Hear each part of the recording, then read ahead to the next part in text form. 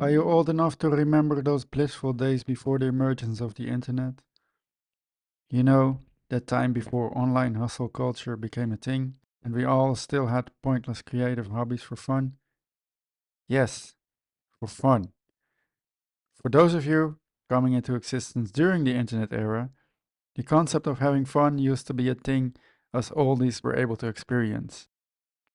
But of course, these days it's all about monetization, quick to gain fortunes, and the endless pursuit of fame.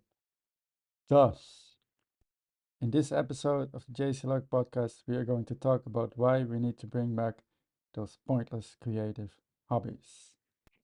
Before we dive into this JC Luck episode, I want to give a quick shout out to one of my listeners slash viewers. In response to the JC Luck episode 1, Finding My Voice Through Intentional Escapism, John Logister wrote on a website, translated from Dutch, beautifully, vividly, and compellingly written. I will follow you on your travels. John, thank you so much for reading and for taking the time to leave a comment. I genuinely appreciate it. And for all of you that are listening and watching to my podcast and reading my blog posts, if you're enjoying the content, make sure to leave me a review or a comment, and you might be featured in future episodes. Welcome to episode 16 of the JC Log podcast, why everyone needs pointless creative hobbies. In episode 13 of the JC Log podcast, why I intentionally escape in drawing and why you should too, I talked about how I used to start drawing as a child with my friend. Those were the days before digital screens took over our lives, before we knew anything about algorithms, SEO optimization, side hustles, and personal branding. We made drawings for ourselves and our direct family members and friends, just because we could and with no financial incentive in mind. And of course, it is fair to say we were still kids back then, so how much would we think about such things anyway? Even if they would have already been there. But at least we got a stronger and lingering taste of that pre-screen life experience printed in our memories. And the truth is, if the internet hadn't quickly taken over my life about 10 years later, I might not have lost that desire to pointlessly create and play for the fun of it.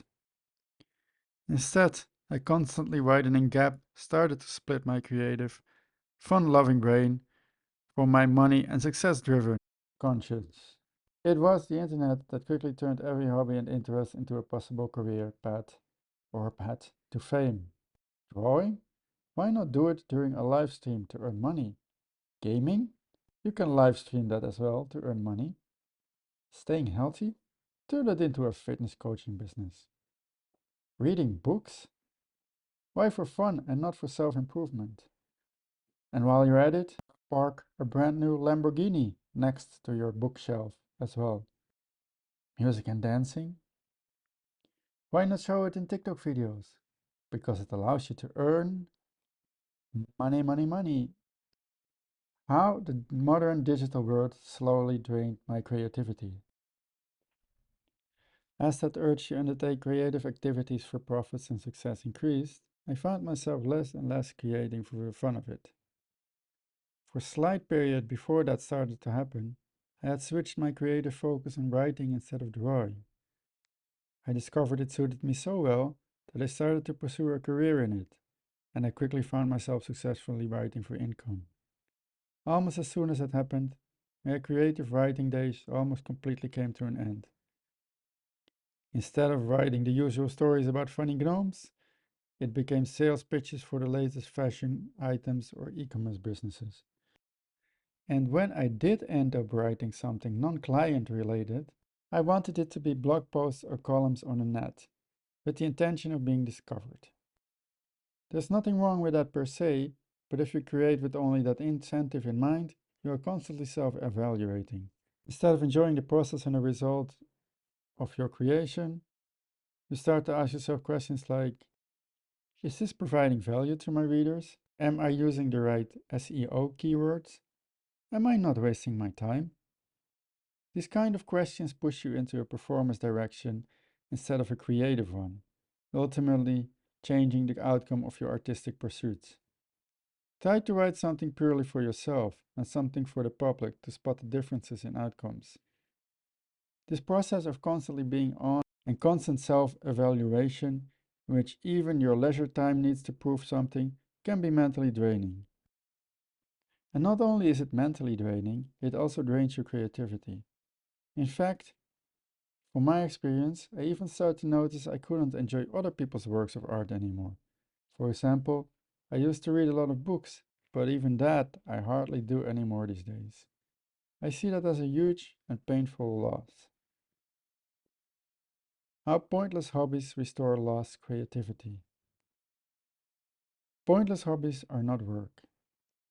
Instead of letting you focus on performance, the public, validation, and potential earnings, they allow you to be playful, to be curious, to be present in the moment, and to be internally proud of yourself for what you've accomplished. They are healthy escape mechanisms that let you pass the time guilt free and free of external and additional motives. When you're drawing on paper purely for yourself, there are no algorithms or analytics telling you how to do it in a way that you will be seen by the masses. There's no A/B testing necessary to determine if a green or a yellow color draws in the most clicks. There's no pressure to perform, and no one will criticize you about the outcome.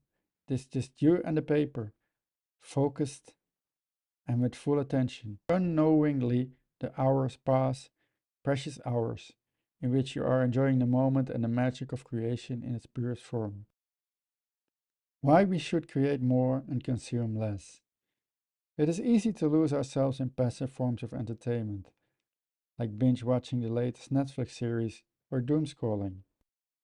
Yet it is so much more satisfying to actively escape in creative and DIY processes such as making music, cooking, gardening, and writing.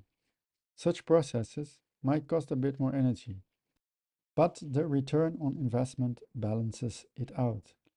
You start to notice that your mental energy gets a boost and that you feel more joyful, all with a higher level of self esteem.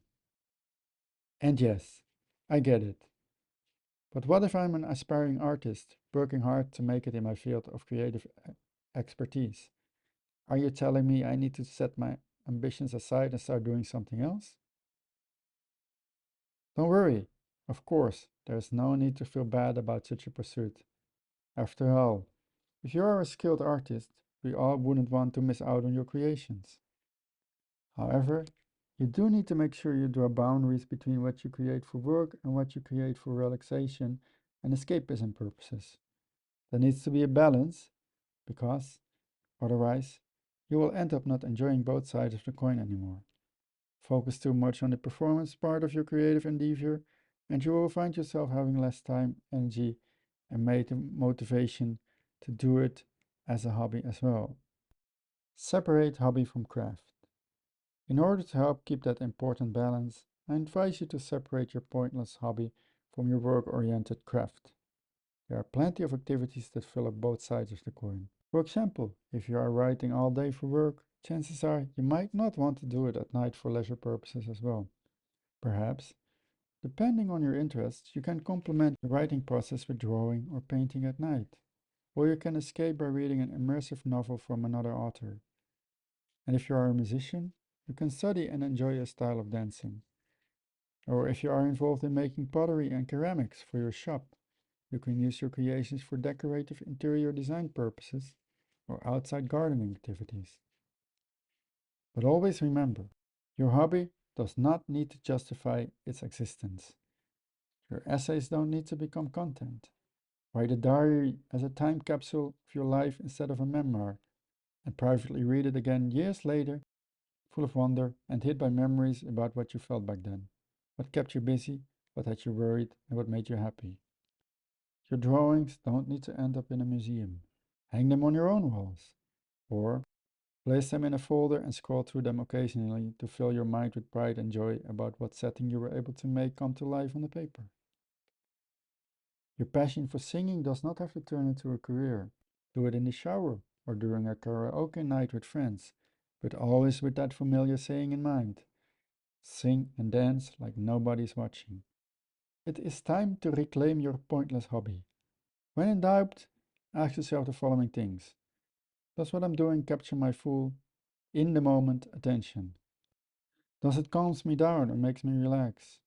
Does it bring me back to myself? Does it give me an inner sense of satisfaction? Does it boost my self esteem? If the answer to those questions is yes, then you, my friend, have successfully reclaimed your pointless hobby. It is indeed a beautiful victory. Thanks for listening to episode 16 of the JC Log podcast, Why Everyone Needs Pointless Creative Hobbies.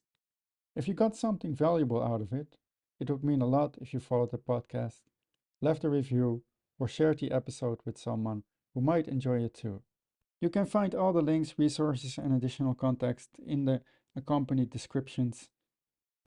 And you can find the show notes and the transcription on my website, also linked in the description. And if you're listening to this episode on Apple Podcast, I would be very happy if you leave me a review over there. It would help me a lot. With that said, thank you very much, and I see you in the next one, fellow travelers.